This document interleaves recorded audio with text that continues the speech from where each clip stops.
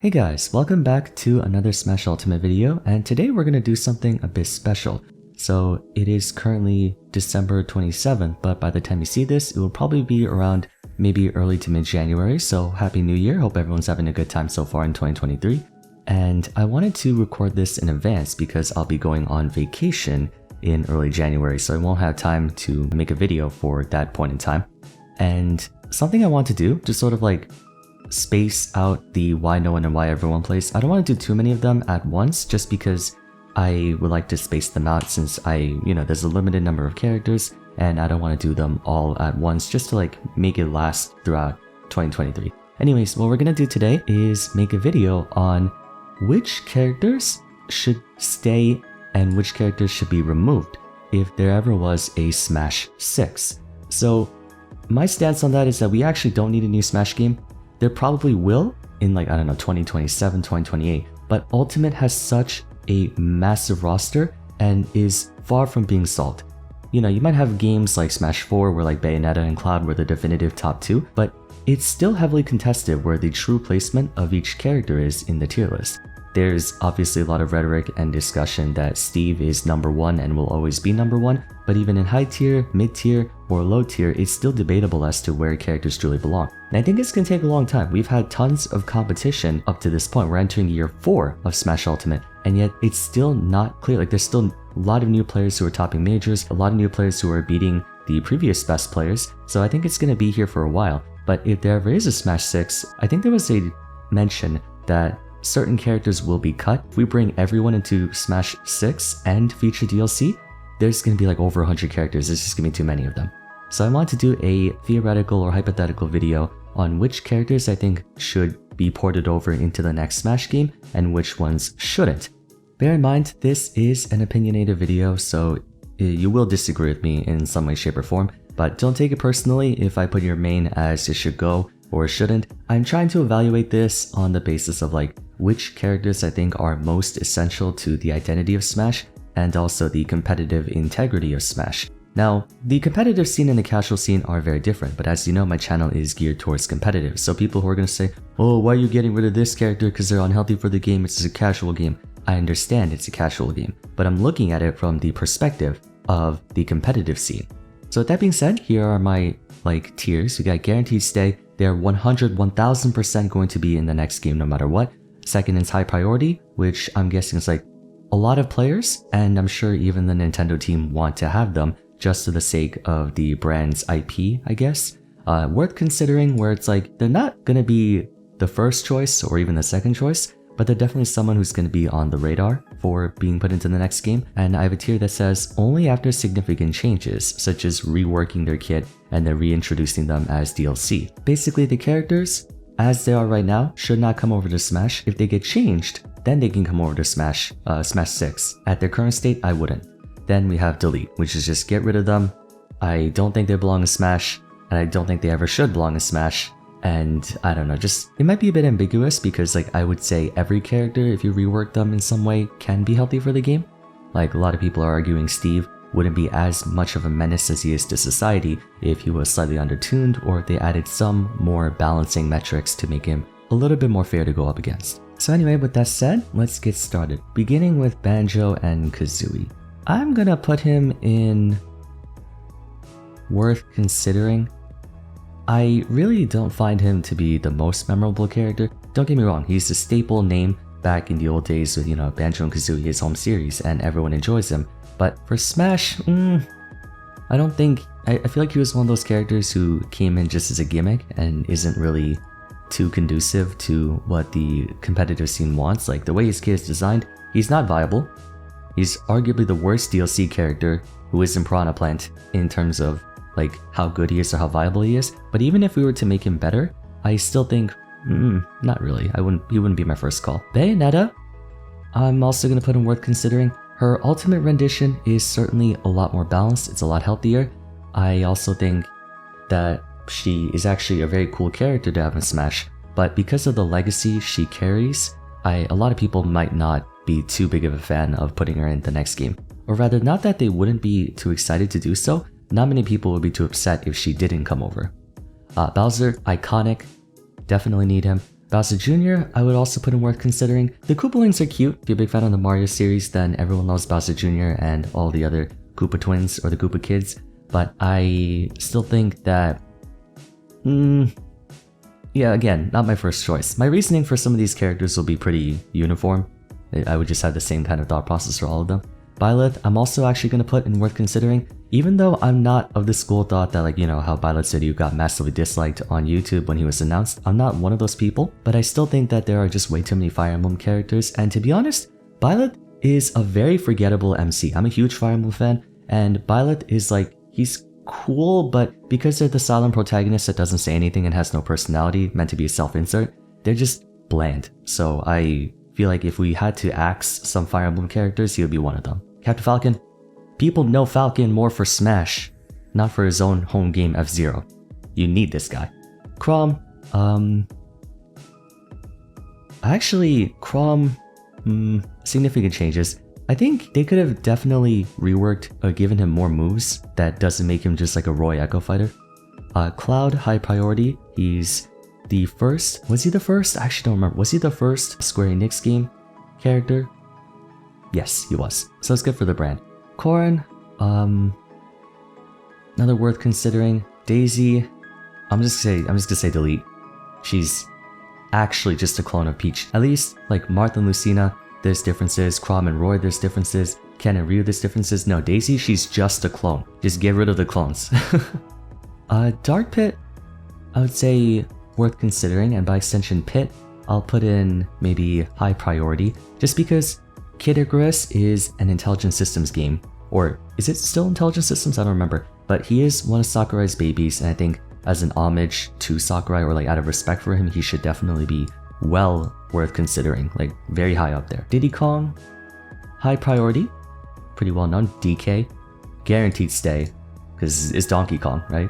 Dr. Mario, only after significant change. No, actually, no, I'll actually put him in delete, because Dr. Mario is just one game. Like, he's so forgettable. We already have Mario and Luigi. Like, Luigi's supposed to be sort of the side alternative to Mario. Not really an Echo Fighter per se. We basically have 3 Marios. We don't need that.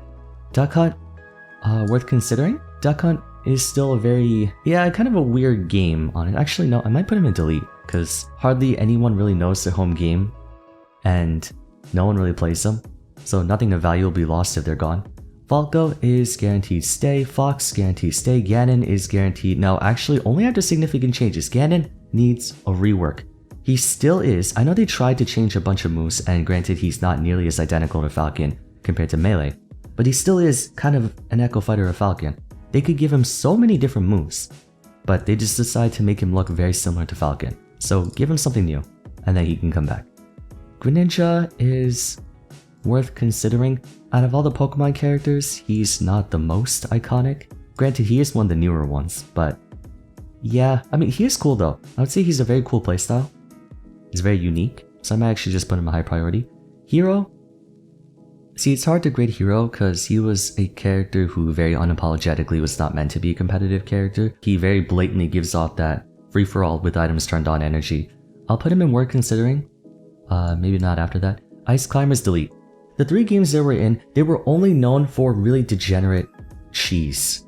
Nana never works, and like, you know, in Melee there's wobbling, in Brawl there's chain grabbing, in Ultimate there's desyncs, which granted are very hard to execute and are really cool and funny when they actually do work, but it's just not, they're just not healthy for the game.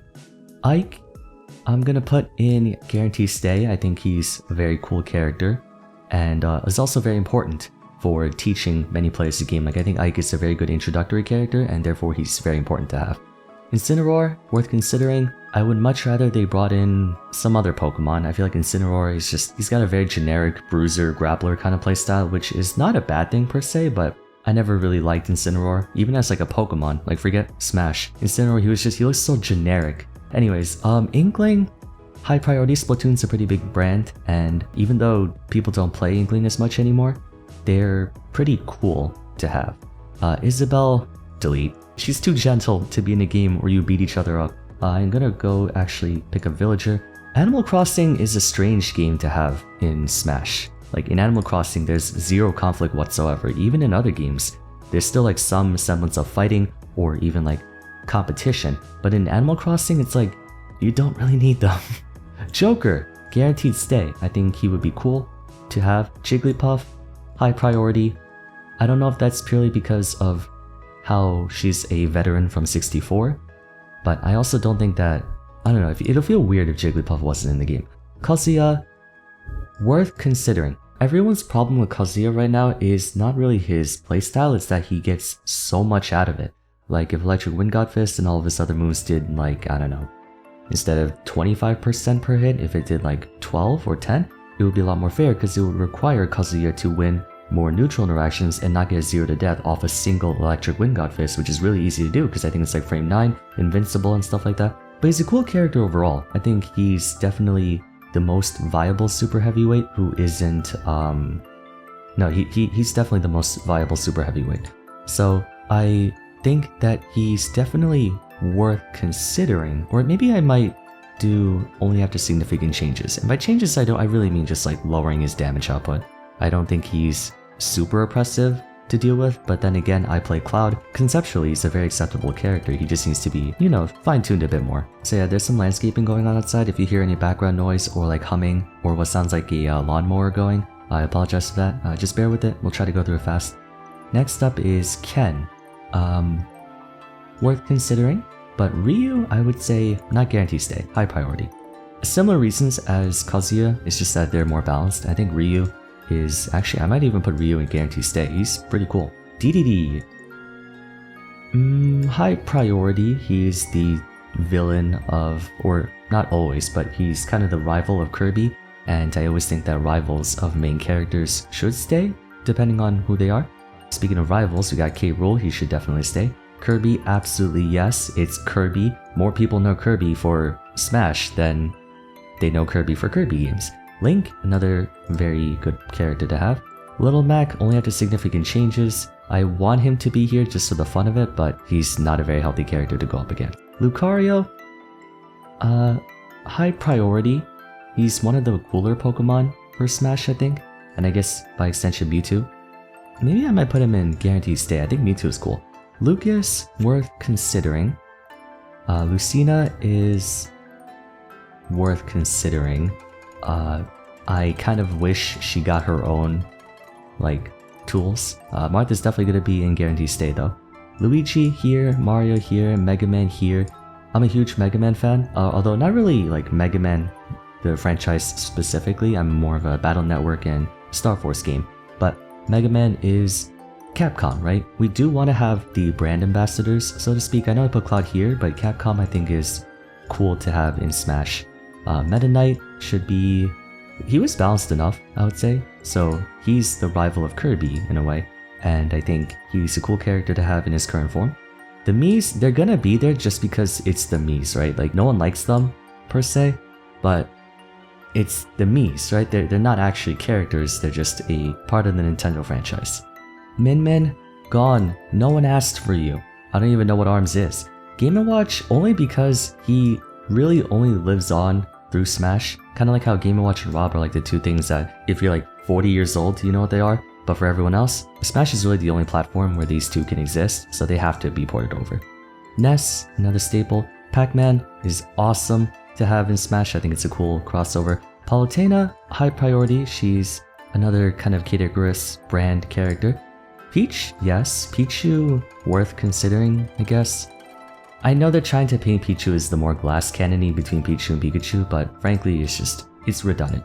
Pikachu, yes. Olimar, worth considering. I don't know, Pikmin's gotten a lot more traction since the Brawl days, right? Because you had like Pikmin 2. And the people who do play Pikmin love Pikmin. But, as a Smash character, not really. Piranha Plant, yes, just for the memes. It's funny, okay? I can't help it. I think we gotta have him, right? It's Piranha Plant. Come on. Pokemon Trainer, definitely yes. I think Pokemon Trainer is a really cool characters. Pyra and Mithra, high priority. That's gonna be a hot take. Not necessarily for their competitive value, although I think they're also similar to Kazuya, where it's like if they weren't so overtuned, they'd be a lot more acceptable or people would be more tolerant of them. It's more for the marketability. Xenoblade Chronicles is definitely becoming a more well-known franchise. In fact, it was big enough to either start or end a Nintendo Direct. When you get to that point, that's when you know you made it big. For the sake of brand recognition as an IP, it would be important to have them in here. Richter and Simon. I don't know why Richter is the base and Simon is the Echo Fighter when I toggle the Echo Fighters. Richter, Castlevania is cool. I would put them in high priority. Ridley, definitely a guaranteed stay. People have been begging for this character for over a decade at this point. Robin, high priority. They're one of the cooler Fire Emblem characters out there, if not one of the coolest. Rosalina and Luma, just because Mario Galaxy is a big deal, we'll put them in there. Roy, definitely yes. Samus, absolutely. Sephiroth, also in high priority. Final Fantasy, I don't know, when people were super hyped about Sephiroth. Also, again, I apologize for the background noise. I think there's like a wood chipper going outside. Then we have Sheik, also necessary. Shulk, which I'm going to say Shulk is a guaranteed stay. Oh, no. That's too much. Shulk is a high priority for the same reasons as Aegis, if not a little bit more. This is not ordered in any way, by the way, it's just tiers. Snake? I kind of want to put him in guaranteed stay, but I don't know, he's a cool character. I hate fighting Snake, but from like a mechanical and design standpoint, he's such a cool character to have in Smash. You could not make Snake in a 2D fighter game, in my opinion.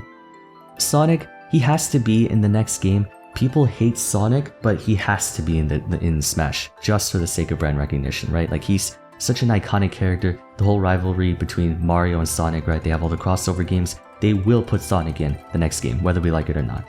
Now, he wasn't as oppressive in Smash 4 and Brawl, so it's really just another case study of the Aegis and Kazuya debate, where if Sonic wasn't so ridiculously effective at using Spin Dash to just break the game, then he'd be more tolerable, like if he actually had to interact.